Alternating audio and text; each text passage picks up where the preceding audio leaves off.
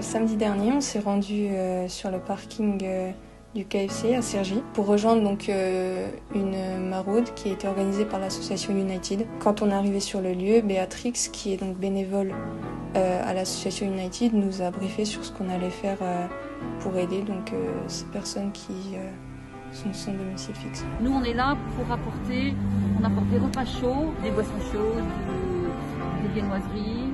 On apporte aussi des invendus qu'on va chercher par l'intermédiaire d'une autre bénévole qui fait ça 2 fois par semaine. J'ai été pendant presque 1 an dans un foyer d'urgence. Donc c'est là que c'est trop long. Les foyers d'urgence, il doit y avoir plus de tri parce qu'il y a des gens qui sont là pendant 5 ans. 6 ans, l'urgence, c'est l'urgence. C'est toujours le même problème, c'est la base, c'est qu'il y ait plus de place.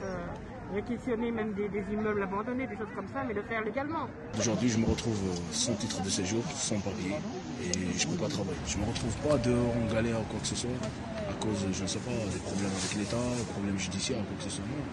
Moi, j'ai des problèmes avec le tribunal administratif, c'est-à-dire l'administration. Si demain, la préfecture me donne un titre de séjour, je vais travailler.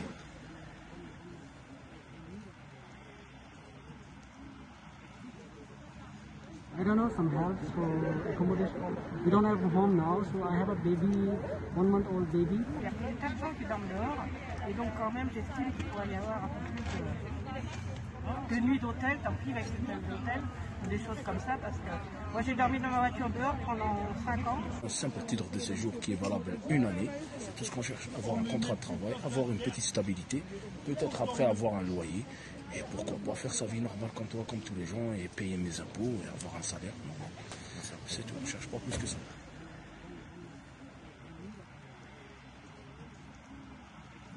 Ils m'ont beaucoup aidé, United, ils donnent des vêtements. Là par exemple, vous voyez, j'ai presque plus rien à mettre, donc j'attends les vêtements de United. Puis moi je ne suis pas d'une génération où on allait demander dans les associations, tout ça, donc j'ai une réticence à aller quémander, à les demander, donc c'est pas évident, mais bon, il faut s'y faire. Égal à égal, c'est vraiment le maître mot. Ce sont nos amis de la rue, ils le savent et ça fait partie de notre charte. Faut pas avoir peur de venir s'engager parce qu'au départ c'est vrai qu'on peut avoir des appréhensions. C'est-à-dire, bon, voilà, j'ai jamais rencontré de personnes à la rue, comment ça va se passer, un peu d'angoisse aussi. C'est tout simple finalement, c'est d'arriver et de dire est-ce que vous voulez une boisson chaude? Tout de suite ça permet d'engager la discussion. Après ça vient naturellement. En général les gens sont assez ouverts et plutôt bavards. On apporte ce qu'on est avec nos différences, avec nos personnalités, mais on apporte le sourire, la bonne humeur, la gentillesse, l'écoute. Quiconque en tant que bénévole ne comprend pas ça et ne l'accepte pas, n'a pas sa place à United. Si je devais retenir un mot, ce serait générosité. Le partage. Éducatif. Alors mon mot, ce serait convivialité. Familiarité. Par exemple, à un moment, il y avait un bénéficiaire qui est arrivé trop tard pour avoir un plat. Et donc une autre bénéficiaire lui a donné le sien, en se disant que peut-être qu'il en avait plus besoin qu'elle, et j'ai trouvé ça vraiment beau. On n'a pas cette image de la vie des personnes en précarité comme quelque chose de tout autre. On se rend compte que c'est vraiment juste des personnes comme vous et moi, mais qui sont juste en difficulté, qui n'ont pas eu de chance. Ils nous ont donné un peu de leur histoire, ils nous ont écoutés, ils ont pris de leur temps pour nous. Donner de l'argent, personnellement, je ne le fais jamais.